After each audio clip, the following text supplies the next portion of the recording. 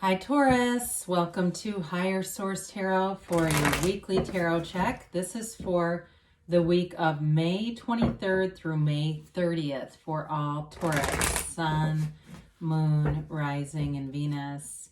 If you are new to the channel, welcome to you. I post new readings every Friday, then again on Monday. So if a reading doesn't resonate, check back in a couple of days and watch a new reading.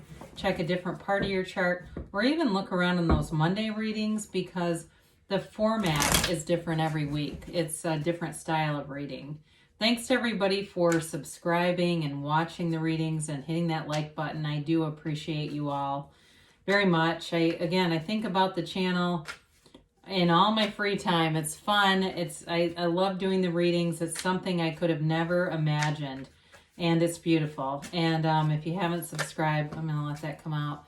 I'd love to invite you to join us and subscribe. All right, let's get going here. What advice do you have for Taurus, Sun, Moon, Rising, and Venus? What does Taurus need to know, please? All right. Okay. It's an interesting card that came out. Okay, here we go.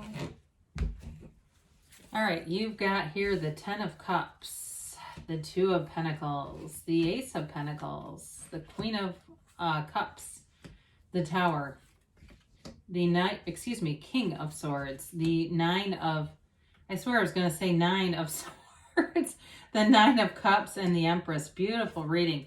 Well, your clarifier here is we must die to be reborn, the Death card. Huge transformation. It's the winds of change, and it's sort of that just allowing yourself to be in flow with the universe, allowing yourself to just be swept away by the universe. It's, you know, to some extent in this energy, I say it's let go or be dragged, because you're being guided. And so, you know, the card has rich symbolism. The skeleton represents your higher self, telling you let go and let God. And the white horse represents honesty, purity, and it's like starting a new, fresh beginning here. It's a rebirth for you, and it's a dawn of a new day. It's a beginning that begins a phase of development, a phase of prosperity. You move forward. You know, he's stepping over a dead body. He's stepping over the wreckage of the past. And so you're leaving that behind, and you're moving into something really beautiful. You know, as I look at this, I mean, there's a lot of interesting cards here. You've got the 9, the 10 of Cups with the Empress, right? You've got wish fulfillment, the happy family card, and the Mother of the Tarot, who's the female creator of the material world. I mean, you can't go wrong with that. So with this 10 of Cups here, it's a very subjective energy. So it doesn't mean that it's necessarily about having a family. It can be something else, though, that brings you this energy. It's something you've always wanted, especially if you're trying to get a house. And I know that market is just crazy out there. Or you're trying to sell a house. Somebody may sell a house and get a huge profit and really downsize. I do feel that for someone here. And it's like you almost become this, I get wanderlust, like this sort of this lifestyle where you get minimalist, but you've got money now that you can go out and do a lot of stuff with. And that may be for a very small few of you, but there's something here in terms of money that it really brings that freedom. I mean, that's why people want it. It brings freedom. It's also, for some, maybe a reunion with your family if you haven't seen your family in a long time, or friends, people that you just haven't been with in a long time, and it brings celebration. This is not, you know, the person you see and you try to avert your eyes because you don't want to see them. That's the complete opposite. It's like, oh my God, you're here. It's happiness. I do feel like things pick up a little bit for you with this Two of Pentacles. It's definitely a decision, but it's busy too. It's both. It's like trying to make up your mind here. And with the King of Swords coming in, you're definitely going to make up your mind. If you're juggling too, if there's something with a job, because that's another thing, especially in America, people can't get people to work. Businesses are struggling to produce because nobody wants to work. So if you're somebody that you've been kind of toying with the idea of moving forward in a job, start putting yourself out there, because there may be an opening here. I do see it with that Ace of Pentacles. that a year ago wouldn't have been there. You know, the market is different, the employment market. And so you may find that you are able to transcend what you thought you could and really get that job that you've wanted. I see that clearer and clearer the more we talk about it, that it's almost like what you thought was out of reach a year ago is well within reach now. And the Ace of Pentacles comes in, and this can also be a new resource. So there may be something about your skill set that you get some extra training too. If it's not quite what they're looking for, they'll provide the training for you. And I feel like it's big, you know, in terms of employment and money here. There's definitely money. Now, in a relationship, you've definitely got love here, and this is long-term commitment. So if you've left behind, they say some loser. I'm sorry, but that's what I heard. If you left behind somebody who just didn't treat you well, and that's what that Death card is about, like you're really coming into your own here. It's a new relationship that's stable, it's long-term. Or if you've dated a series of people that just hasn't really been much of a commitment, maybe it's 8-9 months here and there, and it just is like, you just can't seem to find this, right? Here it is.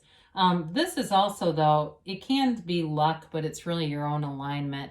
And I feel like that's related much, not just to work, but also in love. But I definitely feel like the work thing too, there's something about the timing with this that's just outstanding. But anyway, it's prosperity, it's abundance, it's a new chapter, and it's long term. So the Queen of Cups is a beautiful, loving energy. It's also about using your intuition. So quieting your mind, allowing yourself, especially, you know, if you're somebody that you hear things, but it's not quite through the ears, that's clairaudience. I feel like somebody's having that, and maybe you just didn't really know what it was. But allow that to come through. Allow it to be part of who you are and your experience day to day, because it'll be guidance for you. It's also, though, this deep loving energy. It's a very unconditional love. So whoever is coming into your life here, I feel like they're very compassionate. There's a reciprocal compassionate energy going on here. It's a very loving. I see somebody getting a foot massage. I don't particularly like those, so I know it's not me, but somebody here likes to do things like that. And if you like to receive them, then that must be you.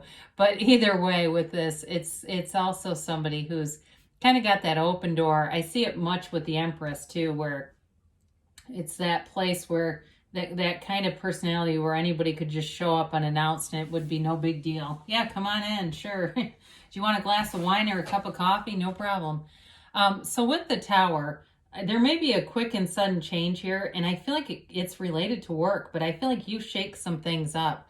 I feel like you're being pushed out of the mold, pushed out of conformity, pushed out of the box in a way. And, you know, this again is that let go or be dragged energy.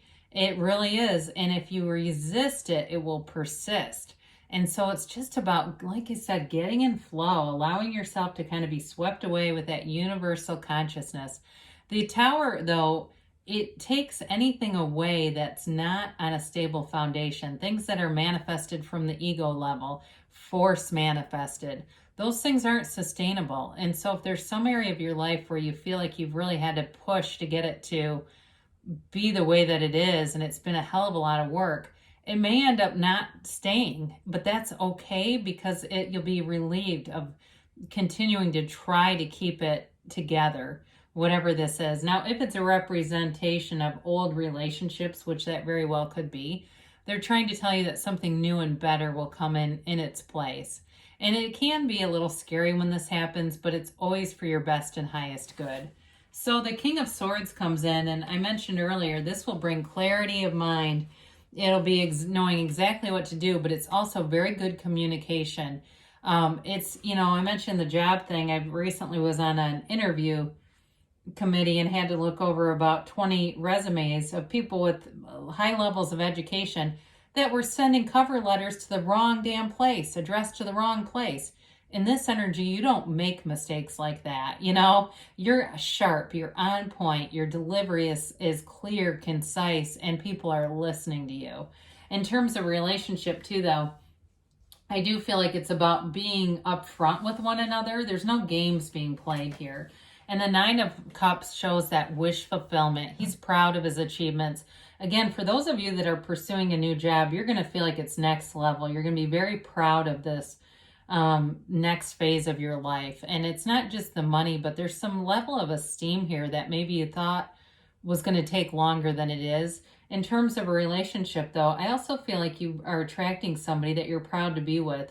So in the past, if you felt like they just didn't level up, and it was like you almost didn't want to be, not seen with them, that might be a little dramatic, but there were parts of them that you were always trying to tweak and change. Not with this. This is like the whole enchilada. The person comes complete. They don't show up halfway, and you're always trying to adjust and help them. So the Empress is, she is the mother of the tarot. She is fertility. So be aware of that if you're not looking for a baby. But she's love. She's creativity. She's, like I said, this thinking outside the box kind of energy. And she exudes a vibrant, loving energy wherever she goes. So people feel that, and they are attracted to it. So I don't know if I said that we had Earth and Scorpio here, air and water. So I'm sorry if I got into it. I just get excited sometimes. And good things are coming, though, I'll tell you that. So let's get the angels here.